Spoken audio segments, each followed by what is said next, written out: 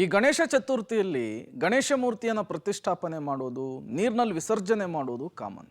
ಆದರೆ ಇಲ್ಲಿ ಮಾತ್ರ ಗಣೇಶ ಮೂರ್ತಿಯನ್ನು ಎಲ್ಲಿ ಬೇಕು ಅಲ್ಲೇನೆ ಬಿಸಾಡ್ಬಿಟ್ಟಿದ್ದಾರೆ. ಇದು ಸ್ಥಳೀಯರ ಆಕ್ರೋಶವನ್ನು ಜಾಸ್ತಿ ಮಾಡಿದೆ. ಎಲ್ಲಿ ಅಂದ್ರ ಇಲ್ಲಿದೆ ನೋಡಿ ಡೀಟೇಲ್ಸ್.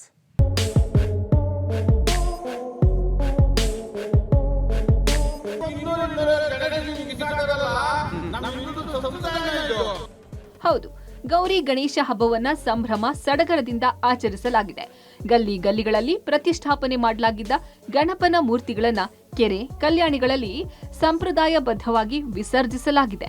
ಆದರೆ ವಿಸರ್ಜನೆ ಮಾಡಿದ ಗಣಪನ ಮೂರ್ತಿಗಳನ್ನ ರಾತ್ರೋರಾತ್ರಿ ಬೆಂಗಳೂರು ಹೊರವಲಯದ ಮಾದಾವರ ಬಳಿಯ ನವಿಲು ಬಡಾವಣೆಯ ನಿರ್ಜನ ಪ್ರದೇಶದಲ್ಲಿ ತಂದು ಬಿಸಾಡಲಾಗಿದೆ.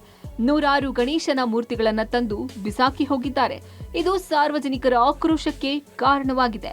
ಇದು ಬಿಬಿಎಂಪಿ ಅಧಿಕಾರಿಗಳ ನಿರ್ಲಕ್ಷ್ಯ ಎಂದು ಆರೋಪಿಸಿ ನಮ್ಮ ದೇವರಿಗೆ ಅಪಮಾನ ಮಾಡಲಾಗಿದೆ ಅಂತ ಸ್ಥಳೀಯರು ಕಿಡಿಕಾರಿದ್ದಾರೆ.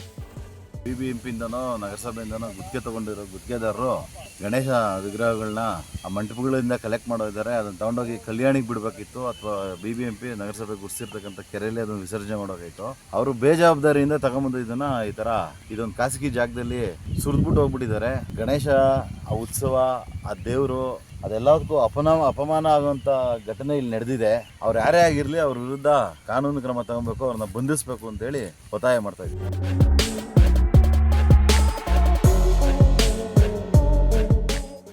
ಗಣೇಶನನ್ನು ನೀರಿನಲ್ಲಿ ಕರಗಿಸುವ ಬದಲು ಬೇರೆಡೆ ತಂದು ದೇವರಿಗೆ ಅಪಮಾನಿಸಲೆಂದೇ ದುರುದ್ದೇಶಪೂರ್ವಕವಾಗಿ ಮೂರ್ತಿಗಳನ್ನ ತಂದು ಎಸೆಯಲಾಗಿದೆ.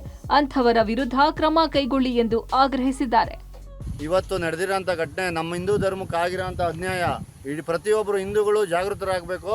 ಇಲ್ಲಿ ನೋಡಿ, ನಮ್ಮ ಗಣೇಶ ನಾವು ದೇವ್ರ ಪೂಜೆ ಮಾಡ್ತೀವಿ, 3 ದಿನ 5 ದಿನ ಅಂತ ಪೂಜೆ ಮಾಡ್ತೀವಿ. ಈ ಯಾರು ಗುತ್ತಿಗೆದಾರ ತಗೊಂಡಿದ್ದಾರೆ ನೋಡಿ, ತಂದಿ ರೋಡಲ್ಲಿ ಇದನ್ನು ನಾವು ಯಾವ ಥರ ಹೊರಡೆ ಮಾಡಬೇಕು ಅಂತ ನಮ್ಗೆ ಗೊತ್ತಾಗ್ತಾನೆ. ಯಾವುದೋ ಒಂದು ಜಾಗದಲ್ಲಿ, ಖಾಸಗಿ ಜಾಗದಲ್ಲಿ ತಂದು ಈ ಥರ ಸುರಿದ್ಬಿಟ್ಟು ಹೋಗಿದ್ದಾನಲ್ಲ, ಇಲ್ಲಿಗೆ ಆಗಿರೋಂಥ ಅನ್ಯಾಯನ ಖಂಡಿಸೋಣ. ಯಾರು ಗುತ್ತಿಗೆದಾರನ್ನ ಇಮಿಡಿಯೇಟ್ ಕರೆಸಿ ಇಲ್ಲಿಗೆ ಅವನ್ನ ಗುತ್ತಿಗೆದಾರನಿಗೆ ಏನು ಕ್ರಮ, ಕಾನೂನು ಕ್ರಮ ಕೈಗೊಳ್ಳಬೇಕು. ಒಟ್ಟಾರೆ ಬಿಬಿಎಂಪಿ ಅಧಿಕಾರಿಗಳ ನಿರ್ಲಕ್ಷ್ಯವೋ ಅಥವಾ ಎಡವಟ್ಟೋ ಗೊತ್ತಿಲ್ಲ. ವಿಸರ್ಜನೆಯಾದ ಗಣೇಶ ಮೂರ್ತಿಗಳನ್ನ ಹೀಗೆ ತಂದು ಬಿಸಾಡಿರೋದು ತಪ್ಪು. ಇಂತಹ ಘಟನೆ ಮರುಕಳಿಸದಂತೆ ಎಚ್ಚರಿಕೆ ವಹಿಸುವುದು ಅತ್ಯಗತ್ಯವಾಗಿದೆ ಅಂತ ಆಗ್ರಹ ಕೇಳಿಬಂದಿದೆ. Prakash, public TV, Nelamangala.